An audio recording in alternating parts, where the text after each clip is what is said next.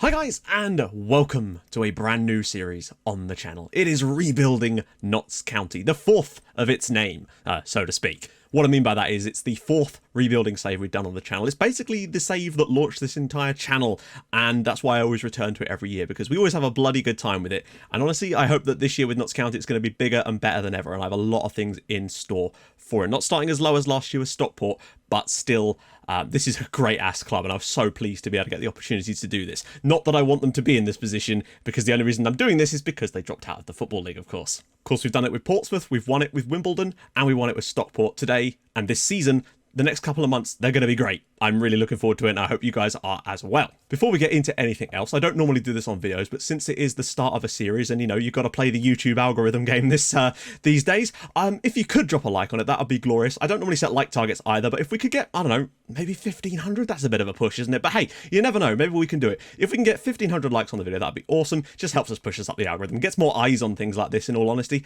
and that's the only reason for it.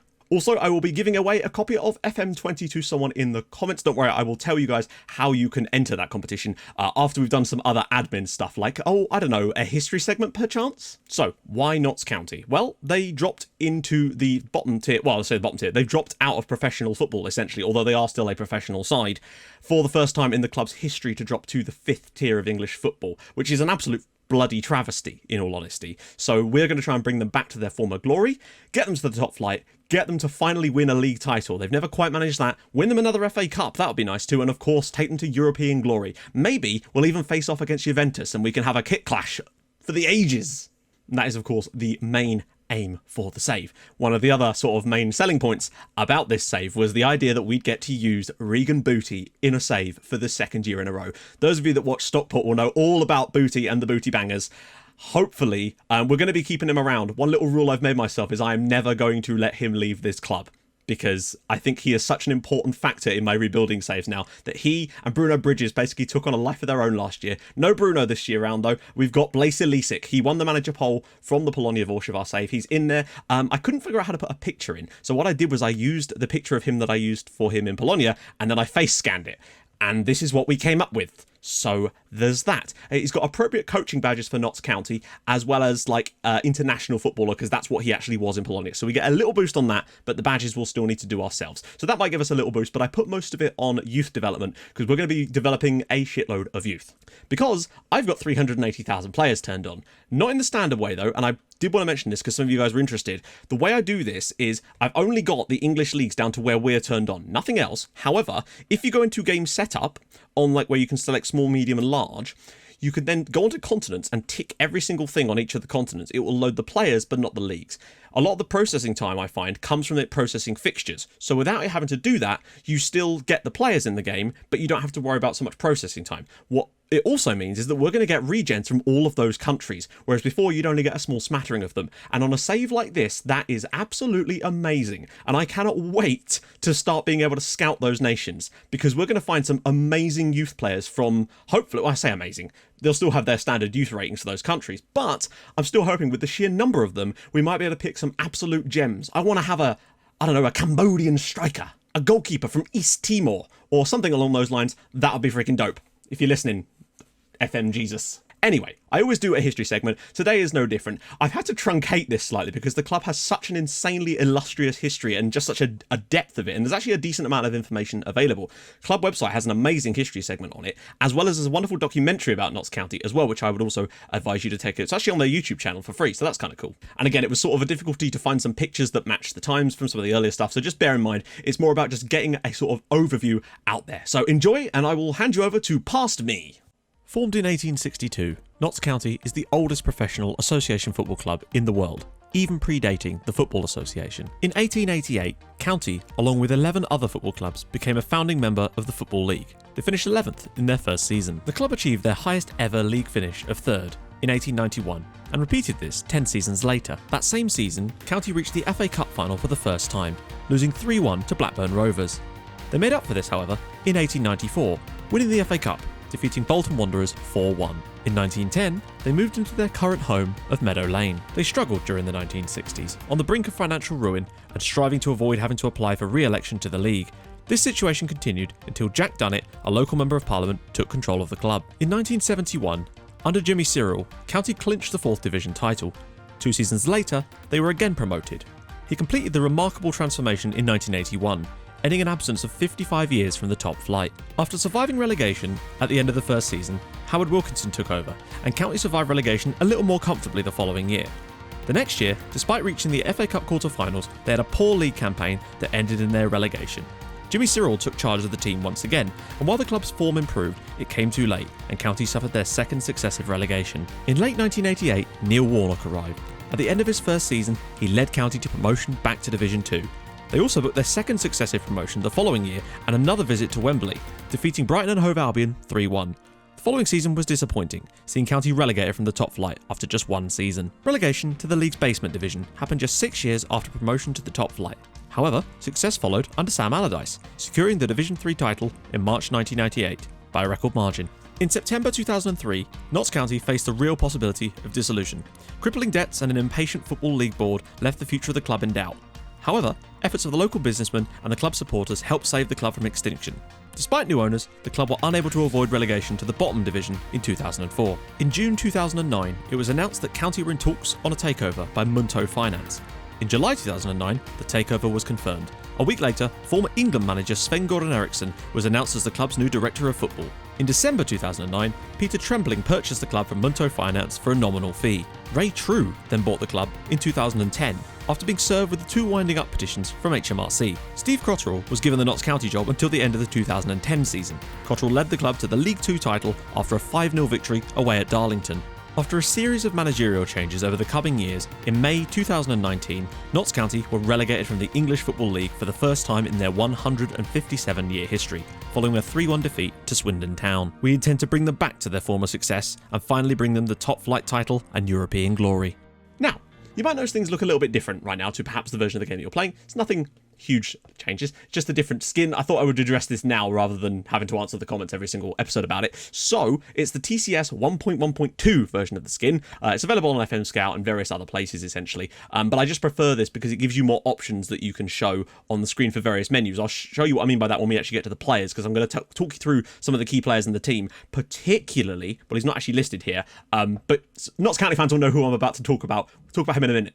So, earlier in the video, I mentioned that I was going to show you how you could win a copy of FM20. Now, normally what I do on the start of these series anyway is ask you guys in the comments what clubs you support. So I figured, why not turn that into a way to give away a copy of FM? Because what's wrong with free stuff? So quite simply, go down to the comments if you want to enter, drop the name of the club you support in the comments. I'll just search through in like a week from today, find a random comment that's the name of a football club. Don't worry, I'll check so that, you know, if it sounds like I've not heard of, I will still check to make sure it's a football club. And I'll give away a copy of FM to one random person in the comments. I might even have a second copy. So there might in fact be 2 winners of this competition. I will have to see what I can rustle up. So yeah, to enter, just head down to the comments, drop the name of the club you support in there. And of course, yeah, I'll get back to you in about a week from today. I'll find a way to contact you, do not worry. Obviously, feel free to drop your hopes and dreams about the series down there as well. So, without further ado, I suppose we should probably show you the squad. So let's have a little look at that now. So, full disclosure, I have actually looked at the squad before. Not on this version of the save, but just the actual squad itself. I looked on the beta to see what kind of players we might be working with, and actually,